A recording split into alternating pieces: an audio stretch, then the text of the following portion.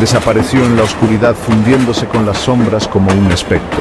La lluvia se intensificó, borrando sus huellas, borrando su paso de la memoria de la ciudad. El general Pólvora se había ido, desvanecido en el abismo urbano.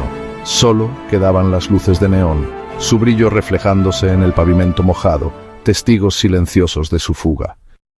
General Pólvora, clandestino en México. ¿Qué tal? ¿Cómo estamos, amigos? Esto es otro pequeño capítulo de General Pólvora, clandestino en México. Y bueno, tengo un invitado muy especial, un amigo de toda la vida, en nuestro canal, el segundo programa con más vistas.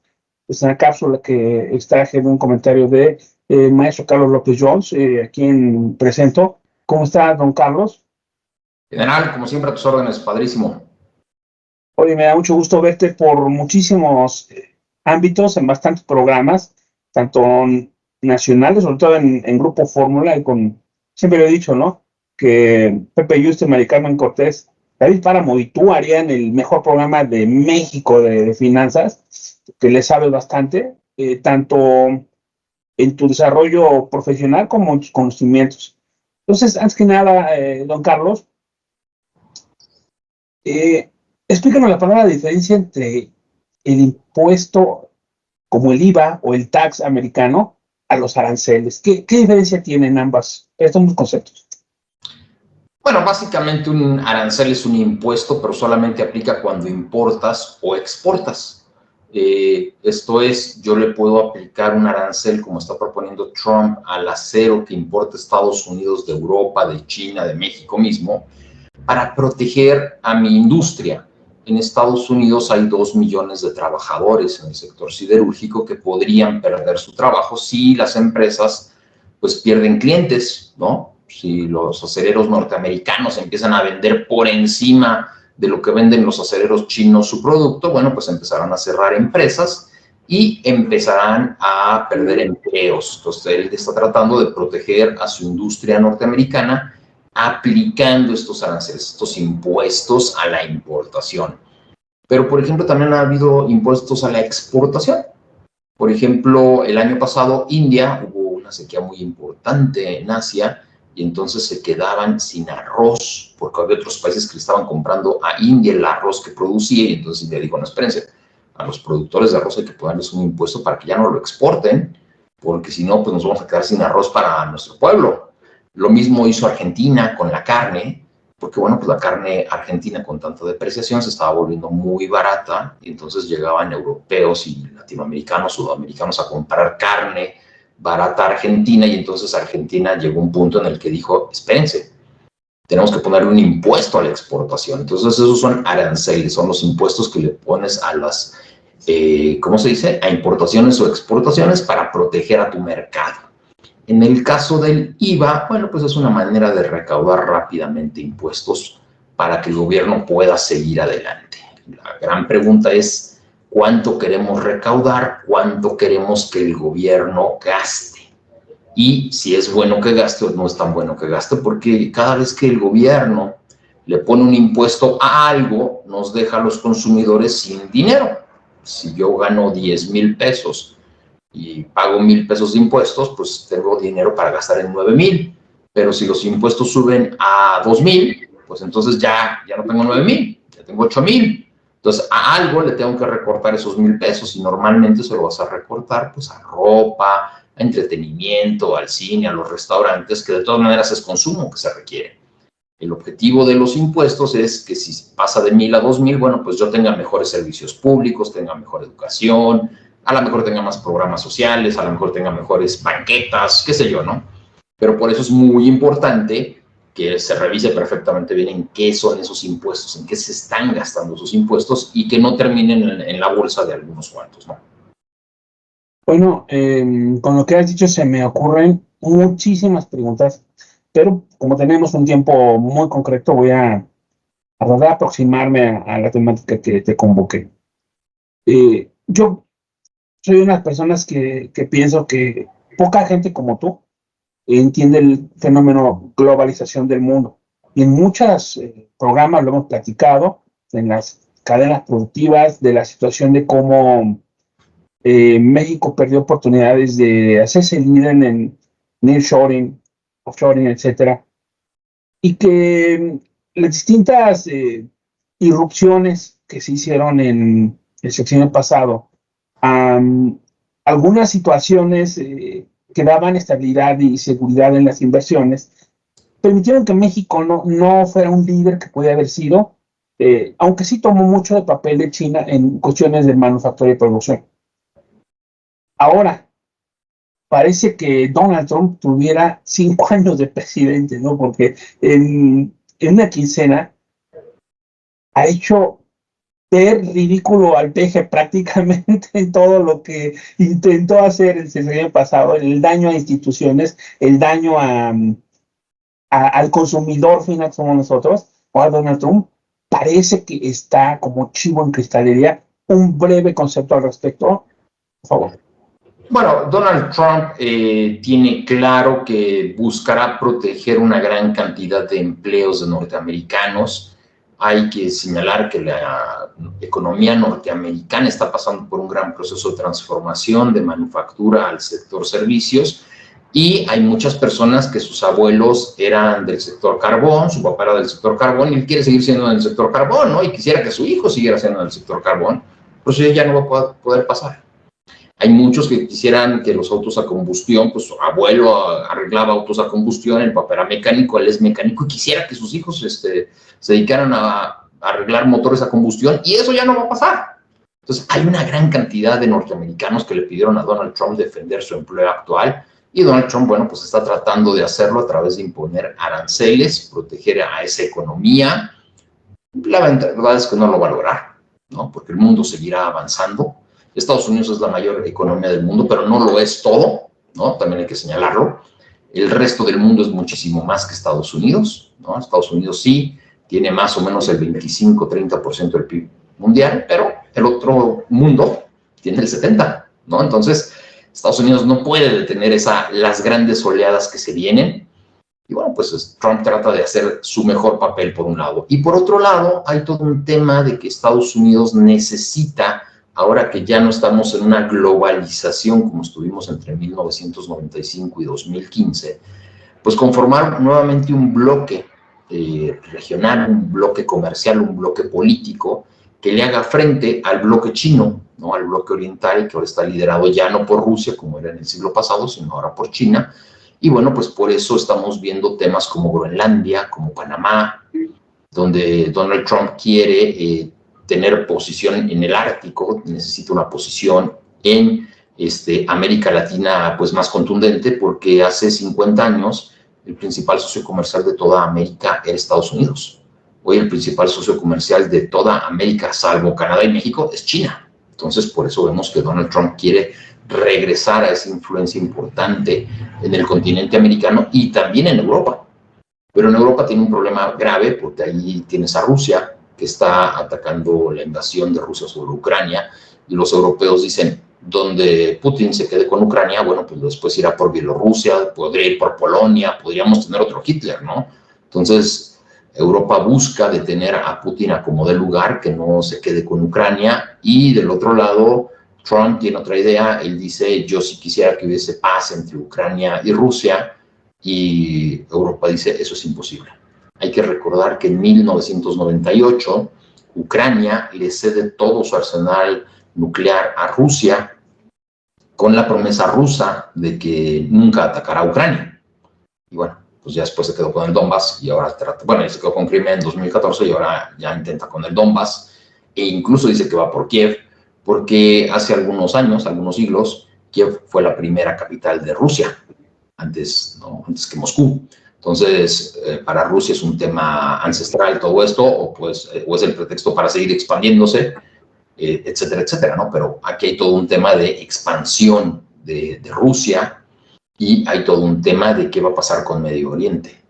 En los próximos 6 años, el precio del petróleo se va a derrumbar. Lo he dicho varias veces y estoy completamente seguro de ese pronóstico.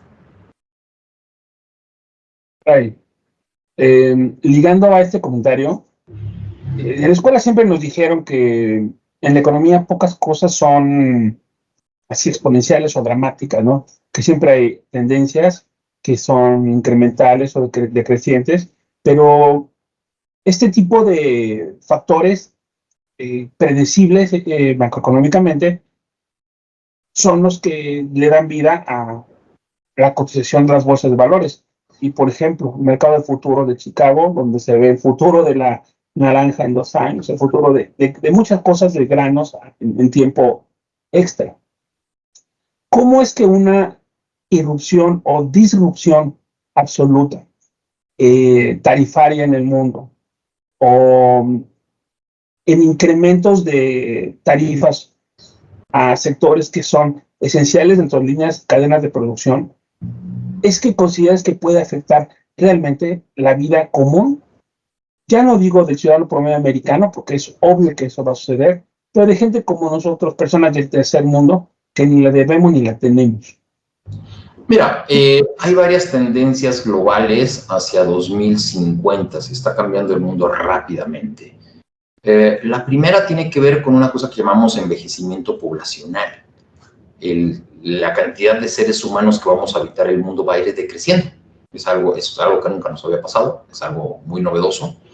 Al mismo tiempo tienes robots humanoides, ¿no? Entonces, que en teoría van a sustituir a los seres humanos en muchas labores, precisamente por esta caída en la cantidad de seres humanos que vamos a estar en el mundo. Y eso lo que está provocando es una caída en el consumo y en consecuencia vamos a tener un menor consumo a nivel mundial de todo, pues porque sobra. O sea, si con 100 toneladas le dabas de comer a 1000 personas, por decir un número, si hay 900 personas, pues ya no requieres 100 toneladas, requieres 90 toneladas, ¿no? Los países del tercer mundo nunca hemos entendido que el crecimiento de las naciones está basado en la generación de nuevos conocimientos. Siempre hemos pensado, lo cual es un grave error, que el crecimiento de las naciones se basa en los recursos naturales. Eso es falso, de toda falsedad, y en consecuencia nos hemos dedicado a materias primas. Y yo te puedo decir que yo hace 5 años estimé que hacia 2025, por primera vez en la historia de la humanidad, íbamos a tener más alimentos que las necesidades calóricas del ser humano. Ya la semana antepasada, hace un par de semanas, la ONU consideró que mi pronóstico era correcto, ya salió con esa noticia. Entonces, por primera vez en la historia de la humanidad ya no tenemos hambre. Tenemos comida mal repartida, pero ya tenemos suficientes carbohidratos sembrados por el ser humano como para darle suficientes carbohidratos a toda la humanidad. Hay lugares donde sobran y hay lugares donde faltan, pero ya en el total ya tenemos suficientes.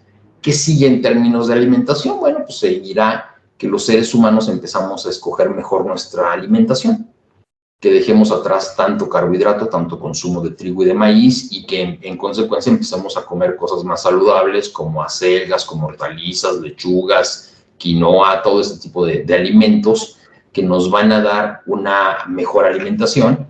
Y al mismo tiempo, a nivel global, hay por lo menos 10 laboratorios que están investigando el envejecimiento humano como una enfermedad. Esto es, hay una cierta época de nuestra vida en que las células dejan de desarrollarse correctamente y están viendo qué es lo que les hace falta para que eso no suceda. En consecuencia, los seres humanos podríamos, en los próximos, hacia 2050, tener una esperanza de vida de 120, 130 años. ¿Por qué? Pues porque vamos a llegar a los 80 años y nos vamos a ver con una persona de los 50, 60 años, porque desde los 20, 30 años estaremos dándole suplementos y vacunas a las células para que no envejezcan, para que no dejen de producir, para que sigan siendo como están entre los 30 y 40 años, que es el pináculo de la vida humana. Entonces, estamos viendo grandes tendencias que están cambiando. Para los países del tercer mundo tenemos que entender ahora sí, por favor, que la creación de conocimientos es lo que nos saca adelante, que hacer esa innovación, hacer esas vacunas para evitar el envejecimiento, tener esos paneles solares que son mejores que los que se hacen actualmente, tener nuevas energías, invertir en robots humanoides, invertir en inteligencia artificial, es lo que genera crecimiento y es lo que genera desarrollo. Si seguimos pensando en invertir en materias primas, esos precios se van a derrumbar. Punto. Y conforme se derrumban esos precios, se derrumban los ingresos de los países y caen en pobreza los países del tercer mundo. ¿Por qué? Pues porque una parte muy importante de su población se dedica a la producción y comercialización de sus productos. Si ese precio cae, pues evidentemente cae.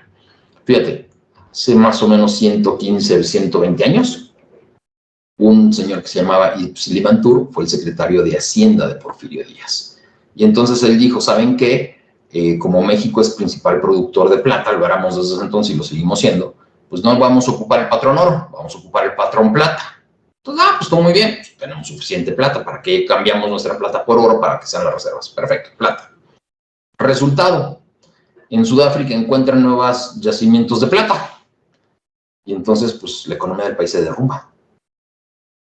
Nuestras exportaciones de todo lo que comerciábamos con el resto de los países se caen, porque entonces ellos requieren menos oro para comprarnos más producto y nosotros obtenemos menos plata por todo lo que empezamos a exportar en ese momento. Eso va a pasar. Por eso los países dejaron de utilizar el patrón oro y el patrón plata, porque les dio miedo a los gobiernos de que el día de mañana hubiese nuevas vetas de cualquiera de esos productos y derrumbara el valor de sus economías. Entonces, no pueden depender las economías ni del oro ni de la plata, pero tampoco pueden depender, por ejemplo, de productos primarios. Te pongo casos muy claros. Brasil depende mucho de la caña de azúcar. Pero ¿qué pasa cuando se deje de utilizar petróleo y en consecuencia ya la caña de azúcar no se puede usar como etanol que ayuda al petróleo o que lo sustituye en algunos casos? Pues cae el precio. Y si el precio del petróleo cae por debajo de $45, producir etanol no es rentable. Entonces toda la producción de etanol se derrumba.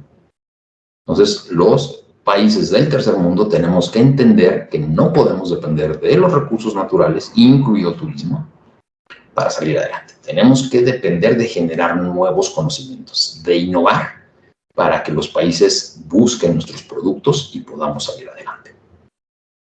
Muy buena, muy buena. Creo que merece hacerle una cápsula nada más de esta respuesta. Voy a cerrar con dos preguntas. Claro. La primera es si tú recuerdas lo que se llamó en la primera llegada a Trump, el efecto lavadora, en donde él hizo un estudio de que las lavadoras, el 70% de lavadoras que vendían en Estados Unidos eran hechas en México, en Corea del Sur, en Japón, en China, y él decidió ponerle un tax para que se desarrollaran las lavadoras Hoover, las lavadoras hechas en Estados Unidos. Me acuerdo de las de Sears, que ni existe Sears, pero al final de cuentas, se aumentó el costo de las lavadoras en 26%, y aunque quitó las tarifas, nunca volvió a bajar el costo de las lavadoras. Ese efecto ahora con la taxación mundial de acero y aluminio, tiene que haber una serie de repercusiones al respecto. Para terminar la pregunta, México, aunque tiene un superávit, se podría decir, en relación al intercambio de acero y aluminio, México le compra más a Estados Unidos estos materiales de lo que les vende. Pero a México no le convendría ponerle impuestos recíprocos, porque a México le conviene mandar el aluminio y el metal ya hecho partes de equipos, de carros, de este tipo de cosas, y sería contraproducente para la política nacional. ¿Cuál es tu idea de esta situación, en la particular arancelaria entre México y Estados Unidos? Ok, vamos por partes. México y Estados Unidos tienen un tratado de libre comercio y además pertenecemos a la Organización Mundial de Comercio de los dos países, y ahí se ponen reglas de cuándo es justo que pongas un impuesto. Es justo que pongas un impuesto cuando alguien está haciendo trampa, cuando algún gobierno está subsidiando alguna industria y de esa manera busca entrar a otro lugar. En el caso que Estados Unidos está poniendo aranceles al acero y al aluminio para proteger a su industria, eso no está permitido. Entonces, México sí podría responder, como señalas, con aranceles, pero no deberíamos de responder con acero y aluminio. Ok, tú me pones aranceles a mi acero, México no exporta aluminio, solamente exporta cierto tipo de acero. Yo te pongo entonces aranceles a tus manzanas y a tu maíz amarillo y a tu soya, a la que yo te compro, a la que ya no te compremos. Y a ver a quién le duele más, si a tus productores que son tus votantes, o a mí dejar de venderte acero, ¿no? ¿Qué es lo que, termina ser una guerra comercial? Pero es parte de lo que tenemos que entender lo que está pasando en el mundo en este momento. Otra vez, dejamos la globalización en 2015 y entonces este nuevo bloque comercial norteamericano del cual México es parte, tiene que ser autosuficiente de muchos productos y no puede depender de China. Eso es lo que sí debería de tratar de estar haciendo Estados Unidos. Y aquí viene un tema de costos laborales. En Estados Unidos la mano de obra está en $35 la hora y en México está en $5 la hora. El sueldo promedio en México es de 15,000 pesos. Eso traducido en dólares son $5 la hora. Y en Estados Unidos está en 35. Resultado, aquellos procesos donde ya no haya innovación como es fundir metal, pues va a ser muchísimo más rentable hacerlos en México. México tiene que trabajar con Estados Unidos para decirle, no te preocupes, en México puedes producir todo el metal que quieras. Yo soy un socio comercial muy confiable y lo voy a producir a precios muy baratos para que tus empresas sean muy competitivas y no tengas problemas con China. Eso es la nueva sustitución de importaciones. Los empresarios mexicanos tienen que revisar qué son las cosas que Estados Unidos importa de China y decirle a Estados Unidos, no te preocupes, yo las puedo producir con China. Y hablando de déficit comercial, Trump dice, es que México nos exporta en total 500,000 millones de dólares y nosotros nada más le vendemos 350,000 millones de dólares. Pues esa es una muy buena noticia para el consumidor norteamericano, porque está comprando 500,000 millones de dólares baratos. Ejemplo, fresas. Si México le vende a $2 la libra de fresas, pues si ellos lo produjeran allá, la producirían a $4. Y con eso cualquier cantidad de hortalizas, el aguacate, si... Eve? What's going on? I might have taken a small bite. Adam? I'm naked! Hey! Try this! Avocados from Mexico! They make everything better! Avocados from Mexico! Well, it's another perfect day in the Big Avocado. Traffic is smooth, as always. Yo, I love you! No, I love you. And in fashion news, naked continues to be all the rage. It's an avocado. But it's also a phone. You were right. Avocados from Mexico make everything better. Ah, sweet liberty. Now that's a tourist attraction. Avocados from Mexico! Lo hace solamente en California, que sí se cosecha aguacate en California, pues estaría a $4 la libra y aquí estaría a $2 la libra. Entonces perdería el consumidor norteamericano ingreso disponible. En lugar de gastar en frutas y verduras $150 al mes o a la semana, gastaría $250 y entonces dejaría de gastar $100 en otros productos norteamericanos que sí puede gastar en este momento. Entonces perdería ingreso disponible, perdería crecimiento de la economía norteamericana. A lo mejor el norteamericano promedio, en lugar de gastar en la suscripción de Netflix, ChatGPT y demás, pues tendría que comprar ahora productos norteamericanos caros. Esa no es una buena noticia para el consumidor norteamericano ni para la economía norteamericana, porque hay menos consumo, hay menos demanda, hay menos recaudación, hay menos crecimiento. Tú, como gobierno, en el mundo ideal, lo que tienes que tratar de hacer es que tus consumidores tengan la mayor variedad de productos, la mayor competencia de productos y los menores precios posibles. Lamentablemente, pues esos productos no pueden venir de China. Pues ¿por qué? Pues porque estamos peleados. Así, punto. A ellos no les podemos comprar, ya se acabó esos 25 años de globalización. Ahora tenemos que comprar solamente de lo que nos da nuestro bloque. Habrá ciertos productos que nos van a salir más caros, bueno, pues ni modo, pero los vamos a tener seguros. Por ejemplo, ¿qué fue lo que pasó entre Rusia y Ucrania? En Rusia había una gran cantidad de oferta de autos, Rusia invade Ucrania, y el resultado es que Europa y Estados Unidos le dicen, te ponemos sanciones comerciales y todas las empresas automotrices de Occidente se tienen que salir en este momento de Rusia. Y se va Toyota, y se va Ford, y se va General Motors, y entonces China llega y le dice a Rusia, no te preocupes, yo tengo otras marcas chinas que pueden sustituir ahí, pero véndeme las plantas baratas a $1, hombre, quédatela, a $1. Y entonces ahora tienes autos chinos que dominan el mercado ruso. Problema para los rusos. El mismo auto que en China cuesta 25,000, 30,000 dólares, en Rusia cuesta 35,000 y 40,000 dólares.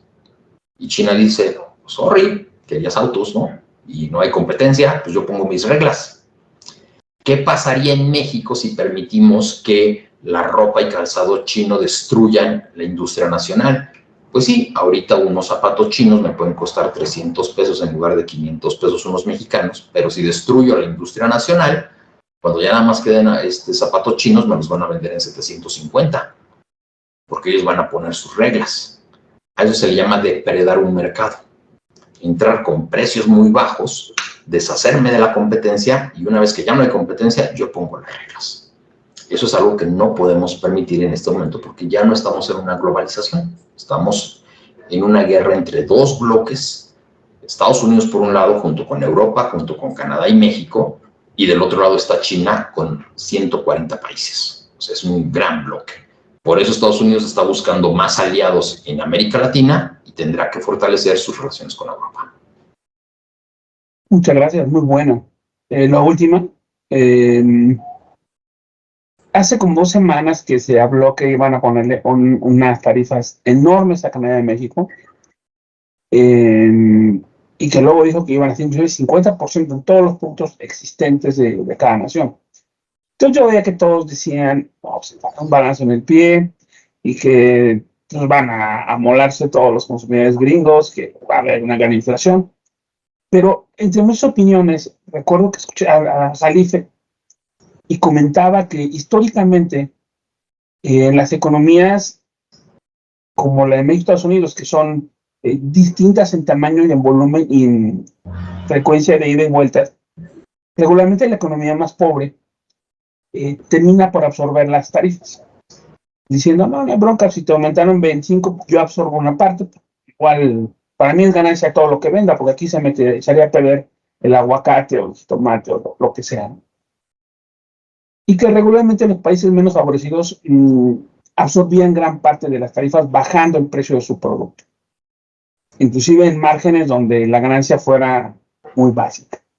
Punto número 1, el TEMEC se revisa en 2026 porque fue firmada en 2020 y se dijo que cada 6 años se iba a llevar a cabo esta revisión para ver si había funcionado, si no había funcionado, si había que hacer ajustes o no había que hacer ajustes.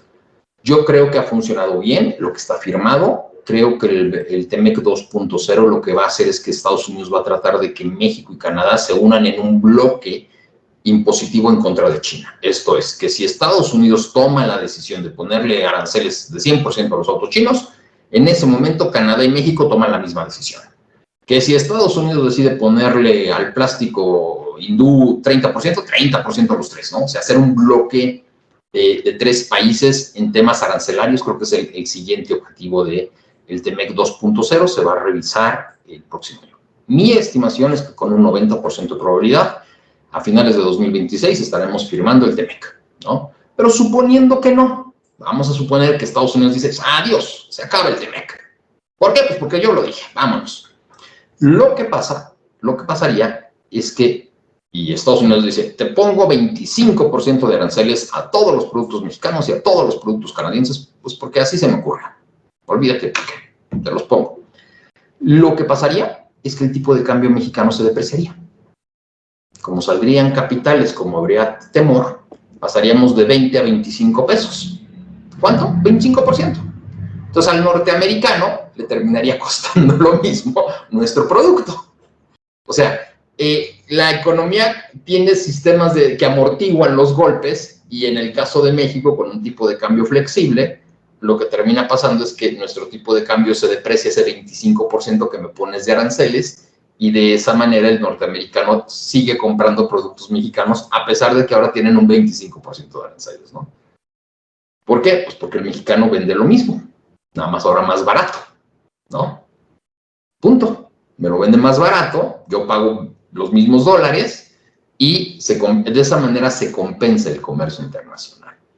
Eso es lo que realmente terminaría pasando. El mexicano seguiría recibiendo la misma cantidad, 25 pesos ahora, ¿no? Por cada producto, pero vendería nada más un solo producto, ¿no? O sea, hoy vendes un aguacate en 20 pesos Mañana lo vendes en 25, pero como tu tipo de cambio ya se depreció, internamente tus costos van a aumentar el mismo 25%. ¿Estamos en un peor mundo? Pues sí, porque pues en lugar de estar en 20 pesos, está en 25 el tipo de cambio. Los gringos están pagando un poquito más un arancel por ese producto. Nadie sale beneficiado, como pasó con el tema de las lavadoras, porque al final del día, hoy en día, las lavadoras que más se venden en Estados Unidos siguen siendo maquiladas fuera de Estados Unidos, por lo mismo. O sea, no es lo mismo maquilar una lavadora en $5 que en $35 la hora. Lo que le dijeron en 2016 las empresas estadounidenses. Con México nuestra relación no es como China. Cuando tú le aplicas un arancel, Estados Unidos le aplica un arancel a China, afecta al productor chino. Cuando Estados Unidos le aplica un arancel a México, afecta al productor gringo. Porque México y Estados Unidos tienen un comercio de $600 mil millones. O sea, México le exporta a Estados Unidos $500 mil millones y le importa 350 mil. Pero esos 350 mil son de ellos mismos. Esto es, échame las partes del auto, 350 mil millones de dólares por poner que todo fuera autos, échame 350 mil millones de dólares en partes, yo aquí las maquilo y te las devuelvo. Y valen 400 mil millones. Yo le aumenté nada más 50 mil millones de dólares. Pero si me pones un impuesto a mí, se lo estás poniendo a tus propias empresas. Ford, General Motors, Stellantis, Chrysler, en ese momento le dijeron a Trump, si le pones un impuesto a México, todos los autos de 25 mil y 30 mil dólares que hoy vendemos al consumidor norteamericano, los tenemos que dejar de vender. Porque producirlos en Estados Unidos costaría 35 mil dólares. Y en 35 mil dólares ya hay como 10 autos muchísimo mejores que mis autos de 25 mil dólares. Me sacas del mercado. Por eso es que Trump en su momento no le puso impuestos a los autos mexicanos. Nos está sacando del mercado. Le está reduciendo la capacidad de compra al consumidor norteamericano que no tiene 35 mil dólares, que tiene 25 mil dólares. Estás haciendo que mis camionetas que pueden competir en 50 mil y 55 mil dólares valgan 65 mil y 70 mil dólares donde ya no podemos competir. La relación de México con Estados Unidos, cuando la gente habla de diversificar las exportaciones mexicanas, pues la verdad es que saben muy poco de comercio internacional. Porque lo que México le exporta a Estados Unidos no son productos realmente de empresas mexicanas. Son muy pocas las empresas mexicanas que exportan a Estados Unidos. Estás hablando de tal vez 15 mil, 20 mil millones de dólares de los 600 mil millones de dólares que México exporta a Estados Unidos. La mayor parte, y por la razón por la que el 80% de nuestras exportaciones tienen como destino final Estados Unidos, es porque son de empresas norteamericanas que vieron en México un lugar donde maquilar barato, y entonces le mandan los productos, se maquilan en México y se regresan a Estados Unidos ya maquilados. Y todos ganamos. Incluso en el sector agropecuario, la cerveza, como tú sabes, ya no tenemos casi grandes marcas nacionales, casi todas son norteamericanas. Bueno, pues en Mexicali se iba a poner una planta para producir cerveza en Mexicali y mandarla a toda Estados Unidos. Lo mismo pasa con los autos, lo mismo pasa incluso con las fresas, con las lechugas, con las brócolis. Cuando vayan al súper, por favor, revisen en el área de verduras. Las marcas no son mexicanas, son marcas norteamericanas que compraron espacios grandes que producen en México. Hoy, en febrero, en Estados Unidos todavía hay grandes, ¿cómo se llaman? Nevadas que no les permitirían producir nada. Entonces, pero en México tenemos un muy buen clima, produces en invernaderos mexicanos, a precios mexicanos, a costo mexicano, y todos los días desde Guanajuato salen aviones de carga llenos de lechugas, de brócolis, de fresas, zarzamora, berries, producidos por mexicanos, por empresas norteamericanas, que de esa manera llenan los supermercados norteamericanos con productos frescos. Y lo mismo te puedo decir de lavadoras, licuadoras, aires acondicionados, computadoras, tablets. Todas las Xbox del mundo se producen en Jalisco. Punto. O sea, cuando Estados Unidos le pone un arancel a Europa, afecta a empresarios europeos. Pero cuando se lo pone a México, sí está afectando a sus propios empresarios. Por eso no va a pasar. Qué bueno, qué bueno. Bueno, es una realidad de las economías asimétricas que no se aplican los valores universales por la misma interacción que se tiene. Me gusta mucho que lo has aclarado y que nos ha quedado bastante lógico. Por ejemplo, estaba viendo que el 80% de lo que México produce en insumos médicos, tanto aparatos como desechables, se lo manda para Estados Unidos. Es decir, Es el mismo caso. Las grandes empresas norteamericanas globales ponen plantas en México a costo mexicano, le mandan los insumos desde Tailandia, Vietnam, Corea y alguna parte china y otra parte norteamericana. Y en consecuencia, México maquila con una muy buena calidad, tenemos una mano de obra excelente y ya reenvía a donde esas empresas quieren. Oye, y entonces el otro 20%, ¿por qué México se ha sido capaz de diversificar? No. Resulta que Ford dice, este auto se hace en México y se exporta a Brasil, se exporta a Costa Rica.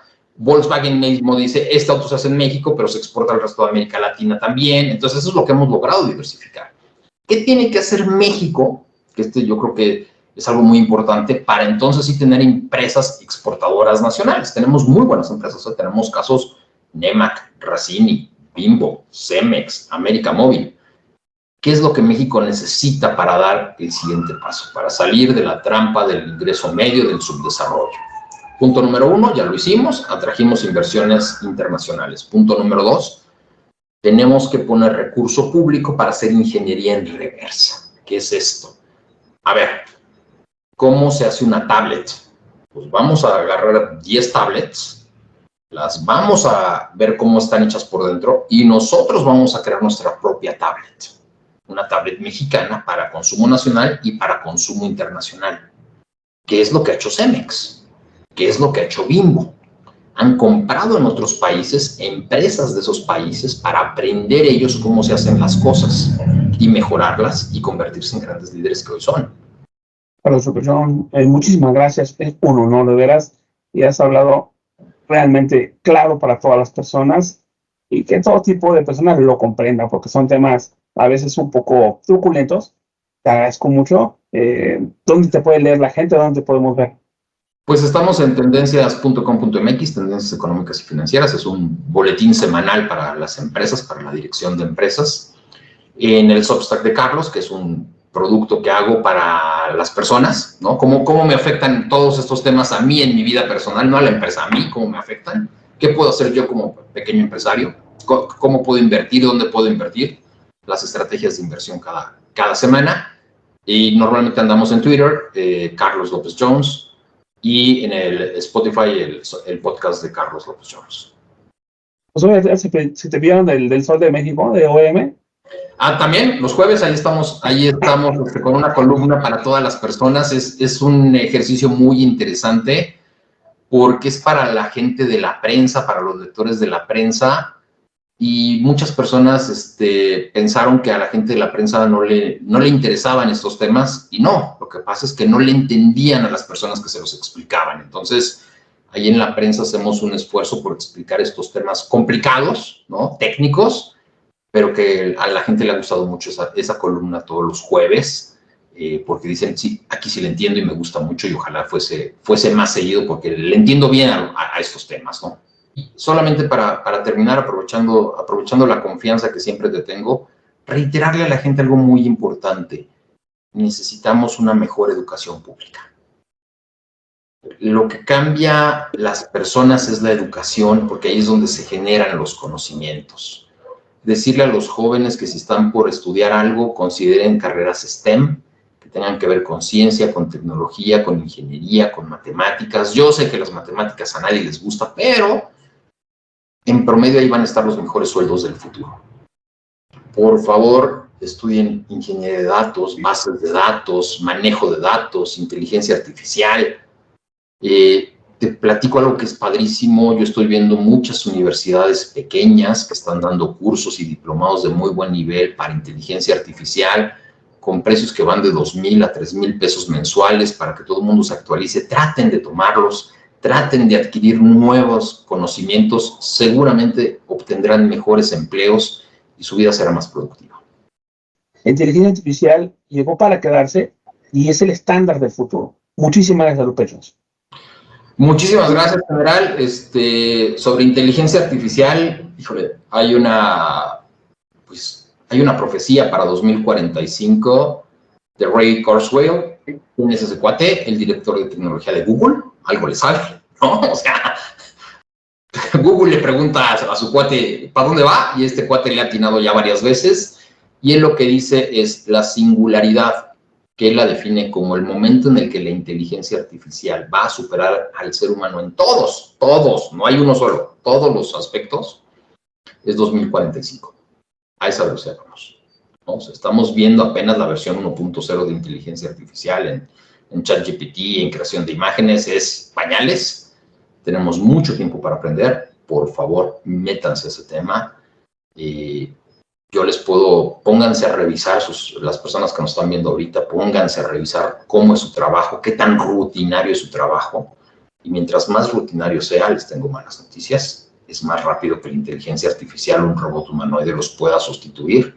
Entonces, antes de que eso llegue a pasar, estudien inteligencia artificial para que el día de mañana ustedes le puedan decir a su jefe, a su patrón, mira, ¿por qué no hacemos esto? ¿Por qué no innovamos? Los trabajadores que innovan son los que se van a quedar, eso que no quede duda. Esos son los que sí van a tener empleo. Y la verdad es que la inteligencia artificial, una vez que la entiendes, no te da miedo. Entiendes que te ayuda a ser más productivo, entiendes que te ayuda a trabajar menos y producir más. Y en esa medida es en la que yo los invito a que, por favor, estudien lo más que puedan. Por favor. Muchas gracias. El programa anterior a este, amigos, pueden ver el intro de 1 minuto y medio, General Pólvora Cancino en México. Todo fue hecho por inteligencia artificial. Simplemente alimenté el guión, lo corregí, y ellos encontraron toda la grabación, el audio y todo lo necesario para hacer una introducción espectacular, que los invito a que vean el programa que se llama de Donald Trump y su segunda venida. Es programa que es antes de está en TikTok, está en Spotify, está en YouTube y está en podcast en todas las plataformas. Les agradezco mucho. Y saben que el 86% de las personas que ven estos programas no están suscritas al canal. Les agradecería muchísimo que nos den un like, que se suscriban. O sea, aquí el maestro López John no le estamos pagando, él se patrocina. También nosotros nos estamos patrocinando cada quien. No estamos buscando generar revenue, sino difundir conocimiento. Y una cosa invitada es que cada uno de ustedes debe de entrar a Google, debe de buscar, bueno, ya tampoco es confiable Google, pero hay muchísimos lugares donde pueden buscar, corroborar lo que decimos, no tienen por qué creernos. Por favor, búsquenle, indaguen los comentarios que hemos hecho nosotros, saquen su propia conclusión.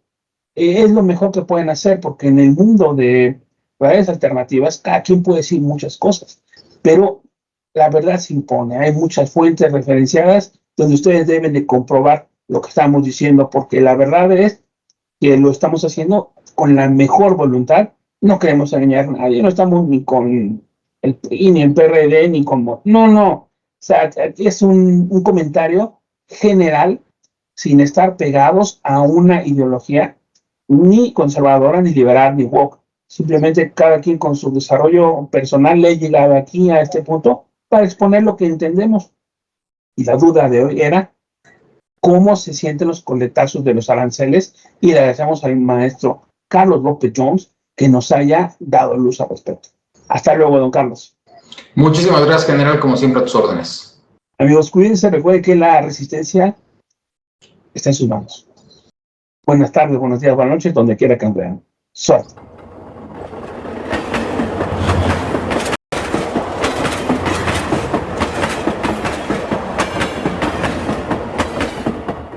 General Pólvora, clandestino en México.